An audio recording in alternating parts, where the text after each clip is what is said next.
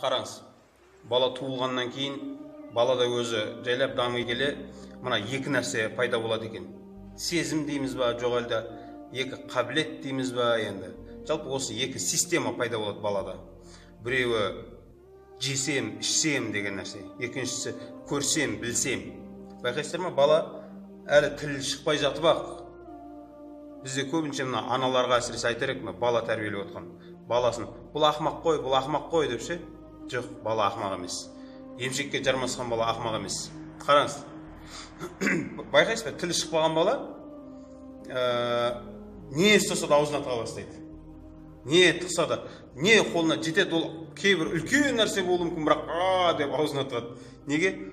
Ода әлі ақыл кірген жоқ деп ойлайсыз, бірақ ол бәрін аузына салуды ойлайды да. Жесем деген айтып.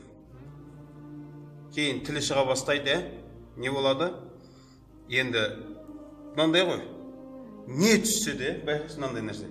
Мынау не, анау не, мынау не, бұл не үшін сұрақтар көбейеді.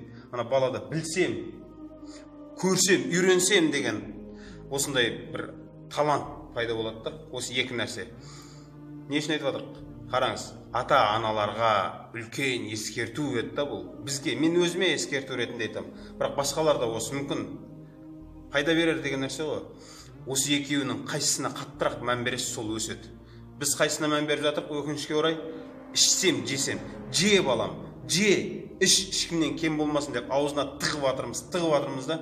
Бірақ мынау көрсем, білсем, үйренсем деген мынау система бар ғой, бұл қалып бара жатыр да, мынау жесем, ішсем деген өсіп бара жатыр. Содан кейін бізде не болады? Былайша айтқан кезде жатып ішерлікке дайындап жатыр бұл баламыз ше. Оңай жерден таба салу, жаңағы жеу, тек қана жеу, ішу өмірдегі арманы болды. Асқазанның уайымы да өмірдің бәрі.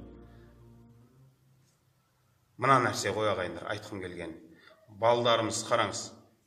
Мынау не деп сұрайды ғой, бізде не дейді? Сұрақтар көбейіп кетеді ғой баланың ше, сол кезде бізде кейбір аналар өзіміз сөйтеміз. Сұрай берме ше, отыр ше. Білмеймін оны деп ше. Осылай, оңай, білмеймін ол. Или болмаса, мынау не, жаман нәрсе ол. Сұрама ол, бабай деп ше, қорқытамыз баланы. Қайтып сұрақ қоймасын дейміз да, бабай ол, жаман нәрсе ол, бол. Анау не, кейін айтамын. Не отыр білесіз ба?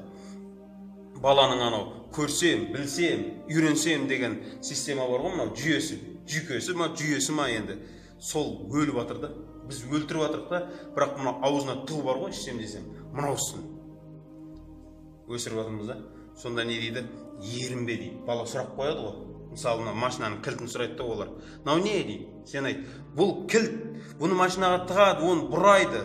Бұмен машина от алдырады. Бұл болмаса машина от алмайды. Анау не? Оны бассаң, мынау свет үйге жарық береді.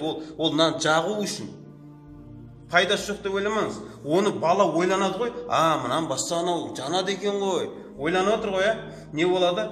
Баланың үйренсем, көрсем, білсем, ойлану жүйесі өсіп жатыр да. Біз енді мән бермейтін нәрсе сияқты, бірақ баланың өмірі осы нәрселермен қалыптасады да. Біз көбінесе аузына тығып аламыз өскеннен кейін. Мына бала бір жатып шер болды. Ойланбай, түк ойланбай. Бірақ кезінде ойланғысы келген кезінде біз қояса ше деп ойландырмаған.